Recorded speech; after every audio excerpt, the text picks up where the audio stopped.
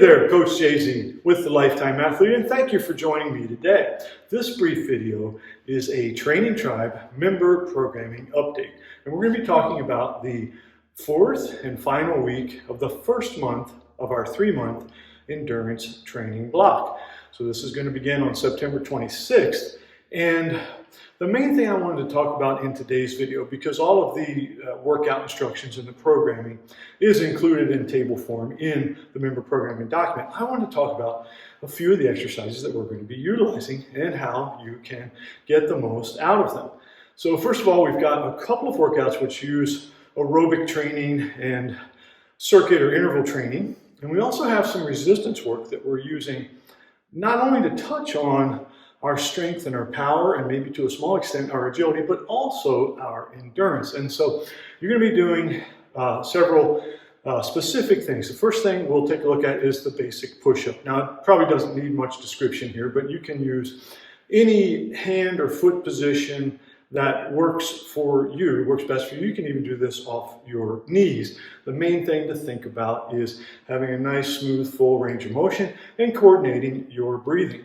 Then we get a bit fancier and we move into the squat pattern. And with this version of the squat, we're going to be doing a heels elevated goblet squat. So you can use a kettlebell, and if you happen to have a ramp available, that's excellent. Stand on the ramp, and if you don't, you can simply put a board or even a book under your heels, and you can use any object to front load, including a dumbbell. One of the keys with this version of the squat is it makes it a bit easier for you to be relatively vertical and relatively full with your range of motion. However, we don't really care right now if you're a little bit hingy in your squat pattern. That's all right. So if that's how it's working for you, just stay in a smooth, powerful, pain-free range of motion. Next up, we've got a 150-degree elastic pull down. So that's not as complicated as it may sound. If you envision 180 degrees of motion in your shoulder, so if your arms are at your side, let's call that 0, and then when they go all the way overhead, that's 180. Well, if your hands are just a little in front so that you can see them, that's about the 150 degree mark, and that is a great plane to work on a pulling pattern, an almost vertical pulling pattern with the upper body, and it's very joint friendly. So you can use your pull-up bar or any other way that you can secure some elastic high up and then sit low and pull in that fashion. Now, if you happen to have a lat pull down machine available, you could simply utilize that. Next up is the deadlift exercise. And I want to try to emphasize in this workout the hex bar or trap bar style of deadlift. So if you happen to have a trap bar with handles on the sides available, that's outstanding. But nonetheless, you can actually perform this exercise quite easily. If you have heavy elastic band, it will work. You can either stand on it or run it underneath of a box or bench, depending on what you have available. And you can also use heavy dumbbells off blocks if you have that setup available.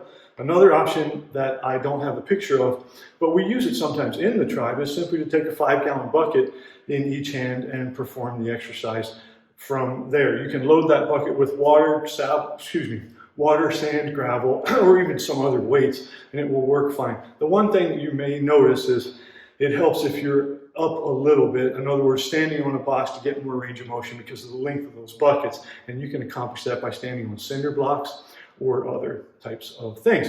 So those are the exercises we're going to be working with, and I think you're going to get a lot out of this week. The pyramid that we have using those exercises, it's quite zesty, to be honest. That's why I'm a little breathless and I think I have a little bit of sweat on the old shirt. In fact, if you're interested in learning more about the Training Tribe and you're not yet a member, by all means check out the Training Tribe menu item at thelifetimeathlete.com. And if you'd like to get some cool merch or a shirt like this Hard to Kill shirt, logo on the back, check out the shop page. Anyway, thanks for joining me today. This is Coach Jay-Z signing off. If you're a member and you have any questions, by all means, ping me directly, join me in the masterclass, or put a comment or a question on our T2 forum. Glad to do that. Otherwise, check us out, and if you need more info, I think you know where to find me. Thanks again.